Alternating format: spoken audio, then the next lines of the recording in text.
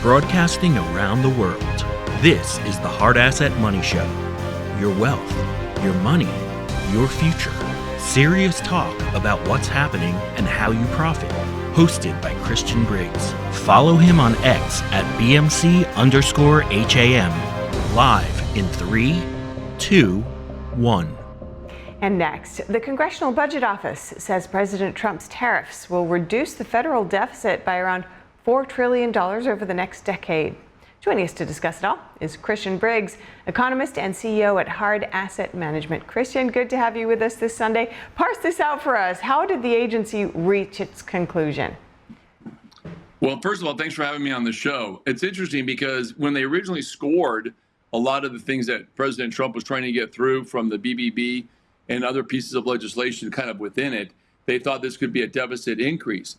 It turns out that the revenues from the tariffs are adding a significant amount of value to the underlying top line needs of the government when it comes to the spending. So the tariff money is actually reducing the deficit spending, thus creating a C, what I call it a kind of a C plus dump to a B plus, and this may turn out to be an A plus graded bill in terms of deficit reduction. So they had no choice. CBO had to reduce the amount of money that would otherwise been spent because the tariffs are working. And some people are arguing, well, what about the long term? Well, this proves the long term these tariffs are going to work.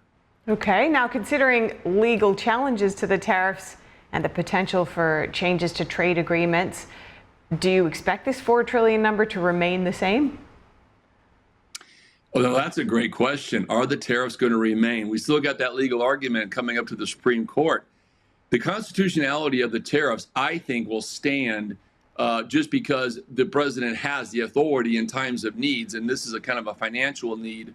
So unless the Supreme Court looks differently on this, and they may, I mean, the lower courts obviously have challenged the tariffs' ability to be utilized without congressional legislation. However, I do think that the Supreme Court will look at this in kind of a different light, similar to what they did with the American or the Affordable Care Act when the American healthcare system was kind of changed over. And Judge Roberts determined that it really wasn't a tax, that it was more of a fee. So I like to think that they're going to do the right thing and let this thing go through. But in the end of the day, if they don't, then the amount of money that was generated from the tariffs, unfortunately, will have to be returned, and we will have a larger deficit probably than first expected. Now, the CBO says revenues often lag several months behind implementation of tariff policies and that importers have the option to delay payments up to 6 weeks. When do you expect that we'll start to see evidence of the impact of tariffs on the deficit? I think you're going to start seeing it around the first quarter next year. I think you make a good point. There is a delay mechanism, probably 6 to 12 months in some cases. The amount of spending the last month, which was quite high, was about $291 billion excess versus revenue income. So this may take around maybe another 9 months to really feel the effects as it kind of ramps up. Because we've got to remember this, we don't have China quite yet at the table with the reaffirmed amount of tariff on whatever goods are coming from China into us. So that's still a little bit of a quagmire of uncertainty. However, with the revenues that are certain, that have started to come in, we do have at least a blueprint of some very positive things.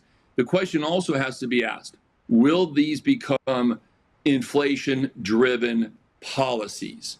The inflation has ticked up. We have seen some things now that even the Federal Reserve has said we've got to be more mindful and look at, but it may not be detrimental enough to warrant a rate hike. In fact, there probably is going to be a rate cut coming in September. Probably 25 basis points would be realistic. 50 would be great. But at some point, it's a matter of, will the GDP grow fast enough? Will the tariff revenue increase significant enough to overcome any inflationary pressures? And the last part of the equation is, will wages be able to keep up? Because here's the key. The tariffs are great for reducing deficit spending by the government. The inflation is going to pick up because tariffs are, in some cases, going to increase costs of anything coming in. But will wages keep up? That's what was really going to be the telling tale. We won't know that until probably the first half of next year. Okay, lastly, Christian, what will you be looking for next on this front? I'm going to be looking for two things. I'm glad you asked that question. Again, great questions, because it looks at what we currently look at the future is really going to tell the tale of the success of this. And the two things I'm looking for right now are, can the wages pick up? Can the consumers continue to spend so that the consumption amount of GDP that is really, because we're a consumption-based economy for the most part, where our manufacturing is obviously a lot less, but we're trying to bring that back. So can the wages keep up to overcome the inflation? And if Trump is right and the GDP roars back with all of the spending that's now coming in from foreign investment, as well as increasing domestic manufacturing commitments, there may be a tipping point where the GDP brings the wages up more than the inflation and still reduces the amount of spending the government does, because we'll have actual revenue increases, not just from tariffs, but here's the best part, from taxation on higher income, that jobs that are being created on the manufacturing side. See, no one talks about that. These jobs in the manufacturing sector are six-figure jobs with benefits. This could be huge for bringing in the additional revenues needed to bring down the additional deficit spending that the tariffs don't otherwise address. Christian, important perspectives here on this latest development. Really appreciate your time today. Thank you so much for coming on. Christian Briggs. Thank you for having me. Appreciate it. Gold has nearly doubled in just 5 years, rising from $1,700 an ounce in 2020 to over $3,300 today. That's a 95% gain, outperforming the market and proving why gold is the ultimate long-term hedge. As global debt soars and currencies weaken, central banks are hoarding gold at record pace. Why aren't you? At Hard Asset Management, we offer award-winning service and fast, secure delivery. Call 844-426-4653 or visit bmcham.com. Protect your future with real assets. Own gold now.